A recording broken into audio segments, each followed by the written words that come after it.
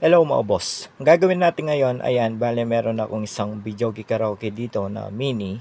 Mini lang to. Ayan, dalawa lang yung kanyang speaker pero D12 yung kanyang speaker.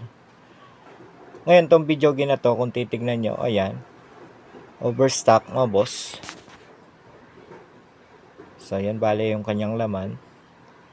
Yung player pala nito at amplifier, bale binaklas ko na. So yung kanyang likod, ayan, sa AC line, ayan, kung titignan nyo, ubos na yung kanyang wire dahil sa mga daga. So matagal daw kasi na-stock tong videoke na to mga boss. Ngayon, bubuin natin ulit to. Ngayon, kung titignan nyo naman dito sa likod, bale ito yung kanyang likod.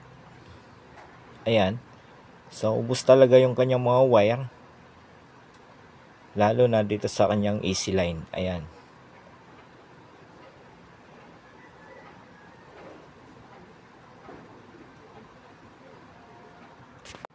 Ngayon mga boss, gagawin natin dito, bale i-rewiring natin to dito sa kanyang AC line. So yun bale ang ituturo ko sa inyo sa mga baguhan dyan na hindi pa alam pagdating dito sa mga videoke karaoke. So ito yung ituturo ko sa inyo ngayon mga boss, kung paano mag-wiring dito sa mga videoke karaoke pagdating dito sa AC line. Pero bago yan, sa mga bago pa lang dito sa ating channel, huwag niyo sanang kalimutan mag-subscribe at pakipindot na rin notification bell para sa susunod na upload na gagawin natin, ma-notify kayo. Bale, unang gagawin natin dito mga boss, so tatanggalin na muna natin yung mga wire na dapat tanggalin. So itong kanyang power cord, ayan, okay pa naman. So hindi na natin tatanggalin itong kanyang power cord, ito pa rin yung gagamitin natin. So yung pagbaklas dito sa mga wire na yan mga boss, po-forward ko na yung video para yun na nga, madali na tayo. So tanggalin ko lang itong mga wire na yan.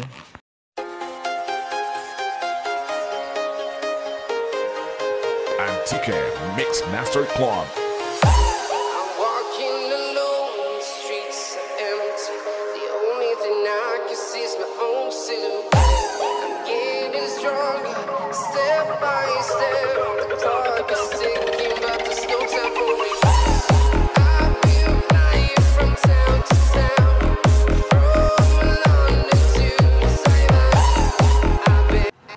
So ayan, kung titignan nyo, bale tapos ko nang mabaklas yung mga wire.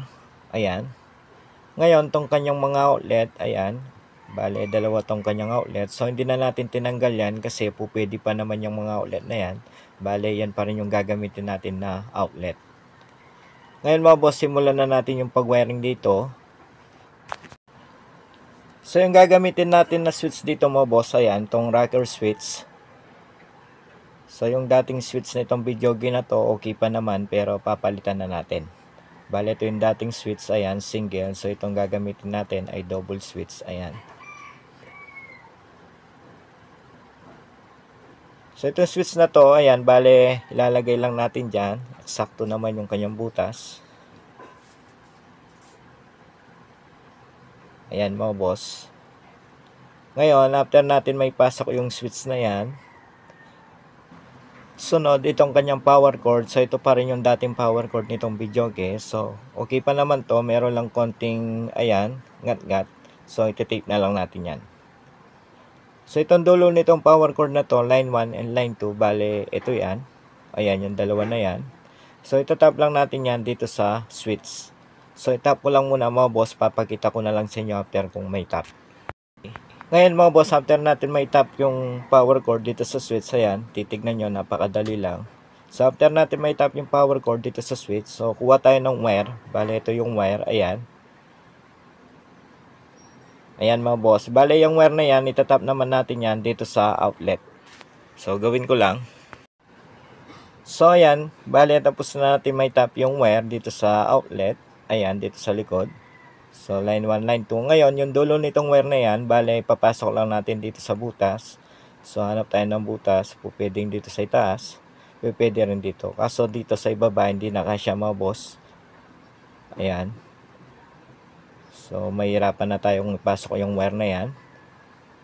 Masyado ng masigip mga boss. Ngayon, pasok na lang natin dito sa itaas para yun na nga, hindi na tayo magbutas pa.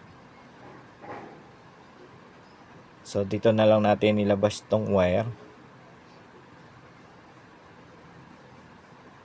So ang hirap ng mag-isa mga boss. Bale, yung isa kong kamay, hawak ko tong ating cellphone. Ayan. Ngayon, after natin may pasok yung wire na yan, galing dito sa outlet, line 1, line 2. Ayan mga boss, bale, ganyan lang yan. So, mamaya isasara na natin yan, yung outlet na yan. Ayan mga boss, so tapos ko nang may sara tong outlet, so hindi ko na pinakita dito sa video yung pagsara ko dyan. So, itong wire nitong outlet na yan, so maganda sana kung dito natin na ipasok mga boss para hindi na umakyat pa sa itaas yung wire nitong outlet.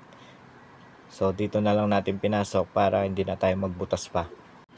Ngayon mga boss, dito sa likod na yan, bale ito yung wire nitong outlet. So, itatap natin yan mamaya dito sa switch, ayan, dito sa itaas. Kaso mga boss, bago yan, maglalagay pa tayo ng wire dito sa isa pang outlet na yan. So, gawin ko lang. Ayan mga boss, kung titignan nyo, bale tapos ko na malagyan din ng wire tong isa pang outlet. So, itong dulo nitong wire na yan, ayan. At yung isang wire nitong isa pang outlet dito sa likod. So, gagawin lang natin dyan, pagsamahin lang natin. Bale, yan wire na yan at itong wire na yan mga boss. So, pagsamahin lang natin, ayan, ganyan lang. Kahit magkabaliktaran pa yan, walang problema, okay lang. So, gawin ko lang mga boss. Ganon din pala itong kanyang fan. So, isasama na rin natin yung wire na yan.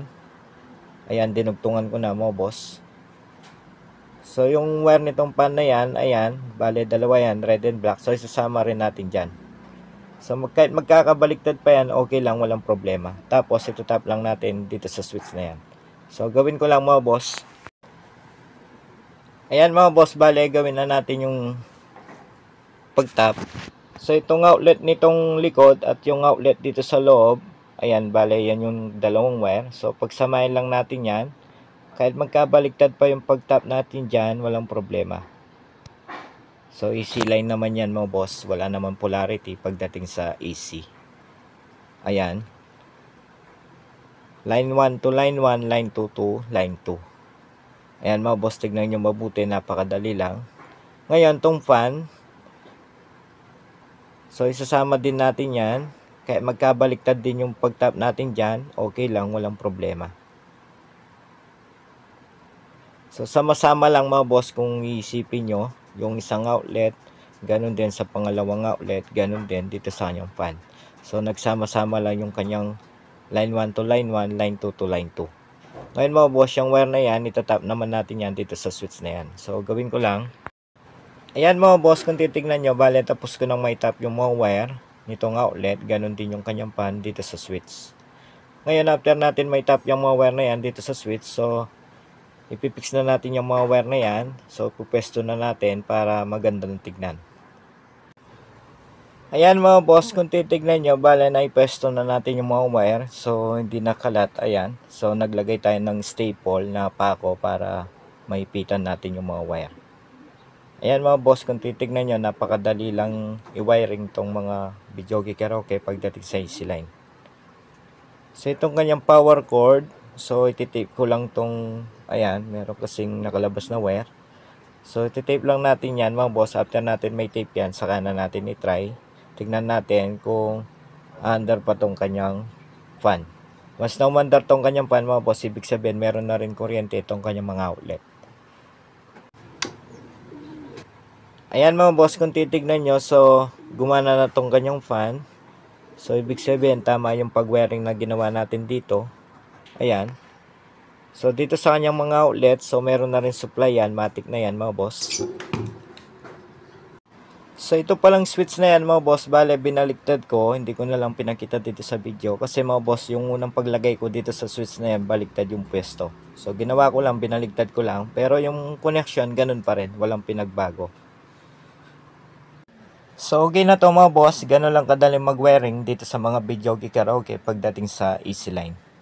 So sa mga gustong magdalawang fan mga boss, bale itong Videogi na to, isa lang yung kanyang fan. So in case man gusto nyong dagdagan yung kanyang fan, yung iba kasi dalawa. So madali lang naman yung connection sa pagdagdag ng fan. In case man gusto natin, halimbawa, gusto natin magdagdag ng isa pa dito. So yung pag-wiring naman, itap lang natin dyan sa dalawang wire na yan. Sa madaling salita, bale naka-parallel connection lang yung dalawang fan. So ayun mga boss, okay na to. Sana kahit papaano meron kayo natutunan dito sa ating video kung paano mag-wiring dito sa mga video karaoke pagdating sa EasyLine. So sa mga hindi pa pala na-subscribe dito sa ating channel, huwag niyo sanang kalimutan mag-subscribe at pakipindot na rin notification bell para sa susunod na upload na gagawin natin, ma-notify kayo. Hanggang sa muli mga boss, maraming salamat.